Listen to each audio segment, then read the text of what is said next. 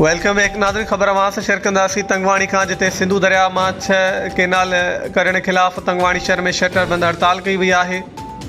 शहरी सरापा एहतजाज बणिजी विया आहिनि। सॼो शहर मुकमल बंद कियो वियो आहे। शहरनि सिंध धरती न्यूज़ सां वधीक ॻाल्हाईंदे चयो आहे त सिंधु दरिया में 6 केनाल करण खिलाफ़ तंगवाणी शहर में शटर बंद हड़ताल कयो अचो तो उन सां ॻाल्हि ॿोल कयूं। अॼु सिंध तरक़ी पसंद पार्टी के तरफा ये असो शटर बंद हड़ताल है पूरे सिंध के अंदर। काफ़ी टाइम का वठी सिंध तरक़ी पसंद पार्टी और कॉम्पर्स धुरियों सिंधु दरिया में जो निकरंदड़ कैनाल आहिनि उन्हनि के खिलाफ़ सरापा एहतजाज आहिनि। सिंध ही 6 करोड़ आबादी रखंदड़ असो वतन है, उनके जेको आहे सो उन्हनि जो ही ज़िंदा कतल आम कयो पियो वञे। पानी इंसान जो जियापो है, जेसी ताईं पंजाब की ॾाढ या जबर रहंदी तरक़ी पसंद पार्टी और कॉम्पर्स धुरियों जेकॾहिं सिंधी कौम जो हिकिड़ो बचो भी जिंदा हूंदो उहो पंहिंजे दरिया जे लाइ, पंहिंजे पाणीअ ख़ातिर, पंहिंजे वसीलनि ख़ातिर जिदोजहद में हूंदो ऐं कॾहिं बि इन ॾाढ ऐं जबर के क़बूल न कंदो। साम्राज्य जो एक शादसा सिंध के वेसा गति कर थो सिंधु दरिया जे मथां 6 केनाल कढिया वञनि था, उनखे असां रद्द करे चुका आहियूं।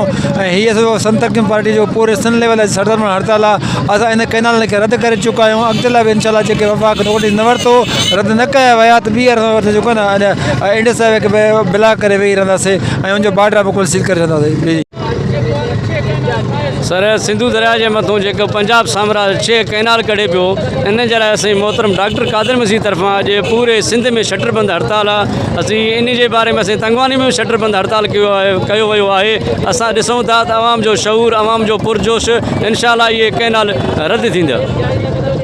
जी 7 करोड़ आवाम के, सिंधी आवाम के तव्हां कतल करे पोइ तव्हां डैम ठाहे सघो था, उहे तव्हांखे सिंध जी आवाम तव्हांखे इहो डैम ठहण न ॾींदो। तेसी ताणी डैम ठहण न ॾींदो, तेसी ताणी इहो फ़ैसिलो वापसि न वरितो वेंदो। तेसी ताणी सिंध तरक़ी पसंद पार्टी जे प्लेटफॉर्म तां इहो एहतजाजूं, इहे शटर बंद हड़तालूं इहो जारी सारी रहंदो। आवाम असां गॾु आहे, सिंधी आवाम सां गॾु आहे।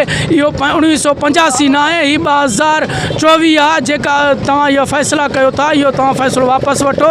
सिंध जी आवाम इहो डैम, इहो कैनाल इहो क़बूल न कंदो। तेसी ताणी सीने में साह आहे, तेसी ताणी जी में साह आहे, तेसी ताणी सिंधी आवाम इहो कैनाल क़बूल न कंदो।